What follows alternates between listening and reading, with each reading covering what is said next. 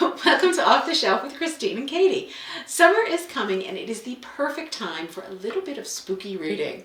There's ghost stories around the campfire, curling up with a good suspense thriller, outdoors on a warm summer night, or even reading a horror book in the dark. Who knows? Who says October, spooky season, is the only time for a good scare? Many of these books are quick reads, so they're perfect for, get a little spook when you're on the beach or when you're traveling. Yes. And they're great introductions to the horror genre as well. And summer is not just for romance. Summer is for thrillers. So, as always, settle in, grab a cup of your favorite beverage, and enjoy these recommendations. And as always, we like to know in the comments what you think of these picks, and if you have any titles to add, we always love more on this channel, so feel free.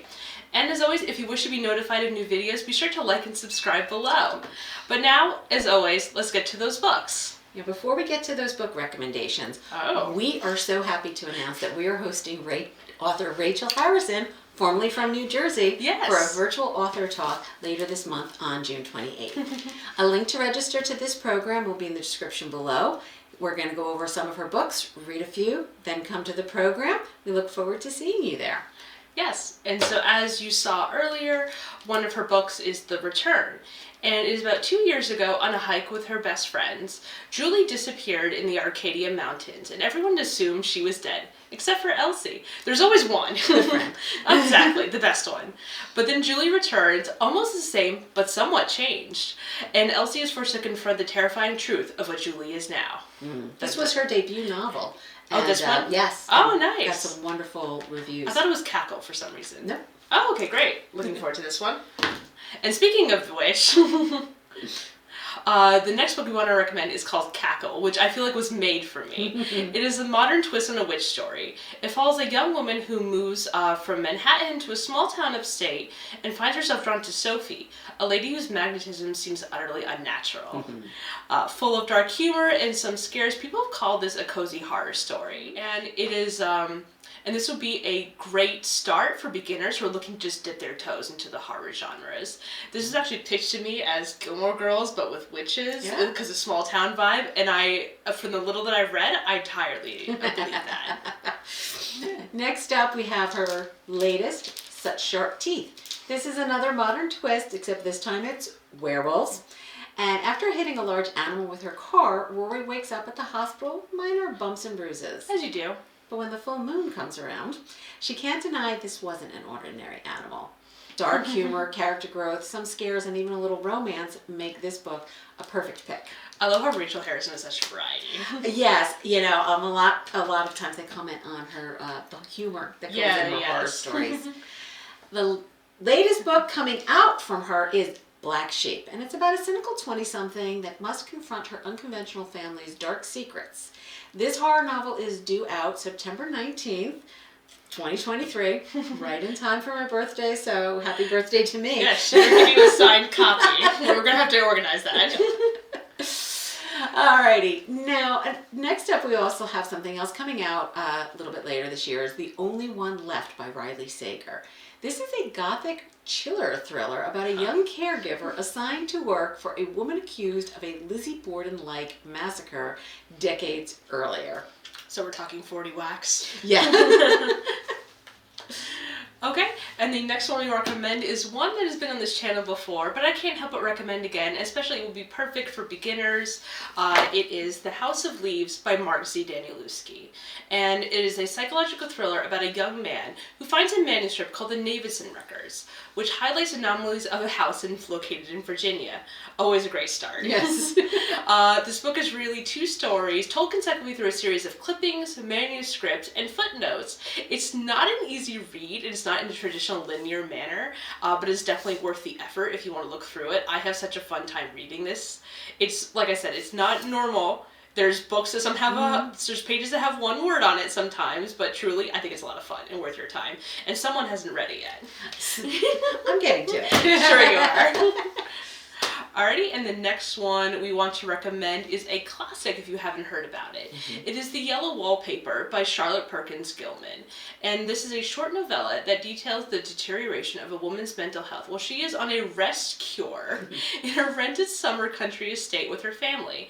And her obsession with a yellow wallpaper in her bedroom marks her descent into psychosis from her depression throughout the story. This is a really quick read, like look how tiny this book is, but it's a really well-crafted read, and it's a classic. You can't go wrong with this one.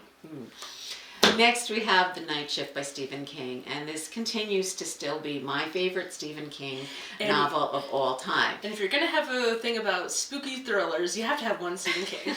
And another one. This is a collection of 19 of his most unsettling short stories. So you got noises in the walls, shadows by the bed, there are always signs of something dreadful on the prowl. Short stories, made for quick reads. How can you go wrong? Exactly.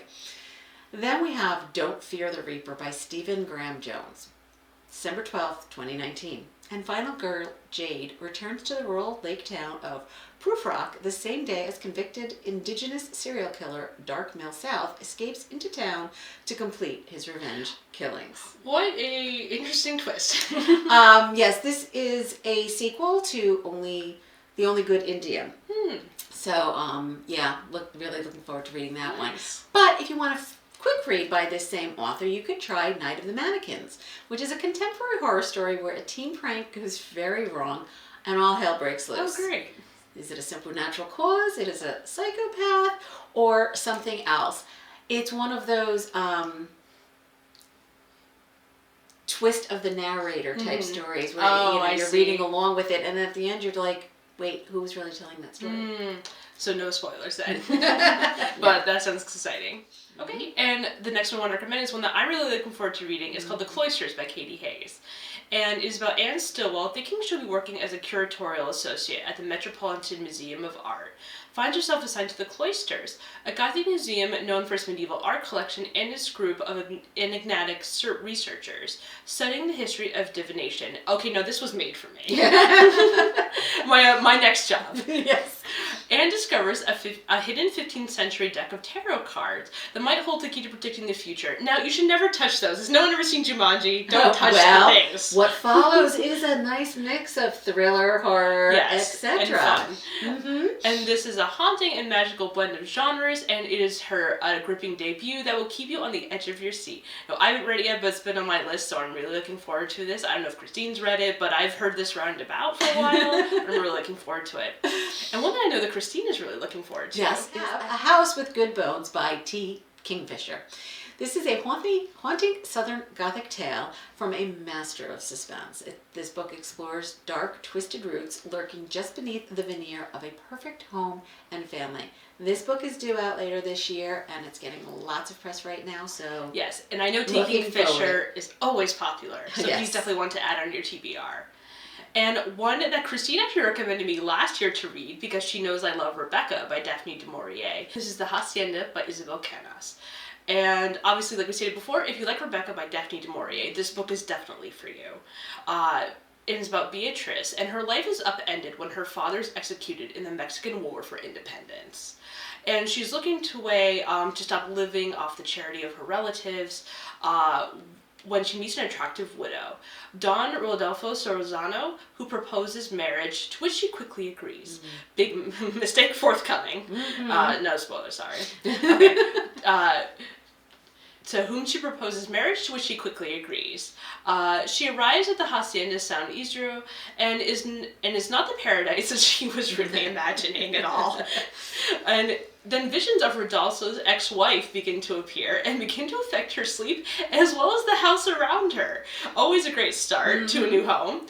But with no one around to turn to, Beatrice relies on an Orthodox priest to help rid the haciendas of its demons. Well, this is Isabel Canas' debut novel, and it is really well written for a debut, and I'm really looking forward to seeing what else she does, especially if she continues this route.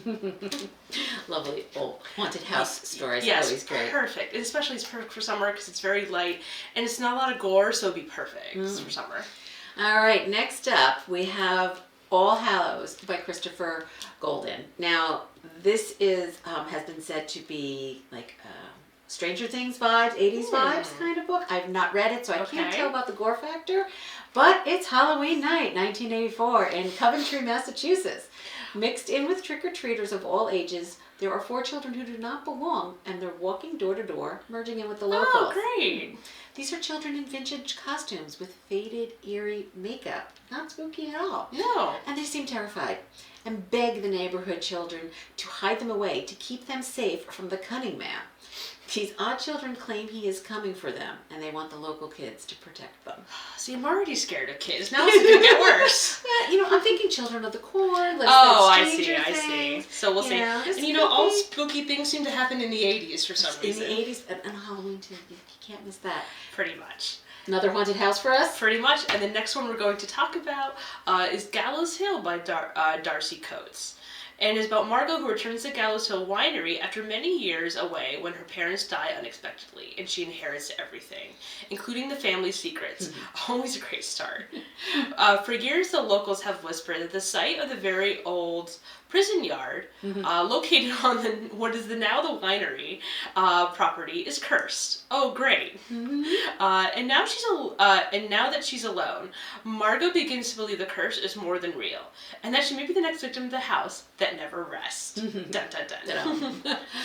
That sounds great, actually. Keeping up with the haunted house theme, we have How to Sell a Haunted House by Grady Hendrix. The house wants it. A heartfelt, terrifying, and funny story of 2 siblings locked in a battle over selling their late parents' house. But it just so happens that the house wants in on this little wrestling match. It doesn't want to pay the mortgage. It doesn't want to pay the mortgage. All right, and the next one we want to recommend is definitely for the more experienced horror readers, and this is The Trees Grew Because I Bled There, collected stories by Eric LaRocca. It is a beautifully crafted, devastating short fiction collection from the Bram Stoker finalist and author of Things Have Gotten Worse Since We Last Spoke and Other Misfortunes. Like we mentioned before, this is definitely for the more serious horror fan. I have not read this one, but I read Things Have Gotten Worse Since We Last Spoke, and it is definitely something. You have to be in the right mindset to do this, but once you pick that book up that I just mentioned, that Things Have Gotten Worse Since We Last Spoke, you will not be able to put it down. It is a short story, and all of his short stories, I feel, are kind of like that. Like, you can't get away from all of it. This is one of those newer authors, newer horror authors that really is getting quite a bit of buzz. Yes. But, yeah, it's not for the faint of heart, so to speak. So, beware. Yes.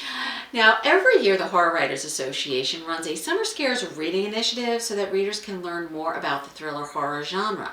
So each year you have a guest host, author, and several librarians. They pick a selection of books. A lot of the authors we talked about previously have been on this one list. of these guest authors that are on the list. So we're going to let you know what their selections are this year, starting off with the adult picks. Okay, and the first one we have for the adult picks is The Catherine House by Elizabeth Thomas. And it is about hidden deep in the woods is a school of higher learning like no other. Its experimental curriculum produces some of the world's best minds. Highly selective, this fully funded education, however, comes with a price. Students are required to commit for 3 years, including summers completely removed from the outside world. In return, the school promises a future of power and prestige, but as always, at what cost? This is kind of a slow read. It's not very full of adventure. Yes.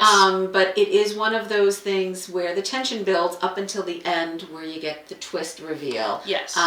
It reminded me a lot of Never Let Me Go. So if you're looking for thrills, chills, and excitement, that's not going to be it. But a nice, slow kind of psychological thriller, this was a good one. Yes, and if you're looking for an audiobook pick, I would recommend this one because the audiobook narrator is really good. Next up, we have Ring Shout by P. DeGelle Clark. This is a dark historical fantasy that gives a supernatural twist to the Ku Klux Klan's reign of terror. Birth of a Nation casts a spell across America, swelling the Klan's ranks with demons feeding on the hate and fear of people. So the Klan are demons. Yes. Interesting. Parts of the Klan are demons. They plan to bring hell to earth. Standing in their way is Marcy and her fellow resistance fighter demon hunters. Armed with weapons, they plan to send the Klan straight to hell. But can Marcy do this before hell comes to their town and destroys Earth? I enjoyed this book more than I thought I would. Really? I love twists on history. It was a quick read. It had supernatural elements, not too much gore. It was short, and it was just a lot of fun. I didn't know you read it. That's good. It was very good. And the next one we want to recommend is The Merry Spinster, Tales of Everyday Horror by Daniel M. Lavieri. And it's about a collection of dark, mischievous stories based on classic fairy tales. Think The Little Mermaid, Cinderella, The Velveteen Rabbit, The Frog Prince, etc., but given with a little spooky twist. Yeah, this is, I love twists on history, twists on tales. I'm reading this book currently right now, and I'm really liking every single story. So nice. It's a good pick. And who doesn't love a good retelling? Exactly. So if this is a part of something you're interested in, go check this one out. Okay, now they also have a couple of YA selections for you. First up, we have Squad by Maggie Toguta Hall and Lisa Sterling. Becca moves to an upscale Silicon Valley suburb and is surprised when she develops a bond with girls who belong to the popular clique. Oh, great start. But even more surprised when she learns their secrets. Dun, dun, dun. This graphic novel has been described as Pretty Little Liars meets Teen Wolf. Oh, great. My guess is their secret is werewolves. Yeah, probably. We'll see though. We'll see. Okay, and this next one, which has a gorgeous cover, by the way, is Mooncakes by Suzanne Walker and Wendy Sue. And it's about Nova, a teen witch, and her childhood friend Tam, a werewolf, once again a werewolf, of course, team up to defeat a local demon who has possessed a horse. And this is cozy vibes galore in this graphic novel, except for the six-legged demon horse. Truly nightmaric stuff. So yeah, a little bit more like cozy full vibes. Pretty much, but with a little spooky. Sprinkle a little spooky in there. Add a little bit of spooky. Here we have In the Shadow of Blackbirds by Kat Winters, San Diego, 1918. As deadly influenza and World War I take their toll, Mary Shelley Black watches desperate mourners flock to seances and spirit photographers for comfort. And despite her scientific learnings, must consider if ghosts are real when her first love, who has been killed in battle, returns. Okay. Probably as a ghost. Probably. There's always a ghost. Okay, and if these recommendations have appealed to you, please check out our spooky summer event in the description below. This event is set at your own pace, but it has a lot of fun activities to explore of the spooky genre. There will be interviews from horror authors, movie screening, quizzes, and so much more. We hope you check it out. Please do. But until next time, where we're going to be discussing some modern biographies and memoirs. Yes. We'll see you then. Take care. Take care. Bye. Happy reading.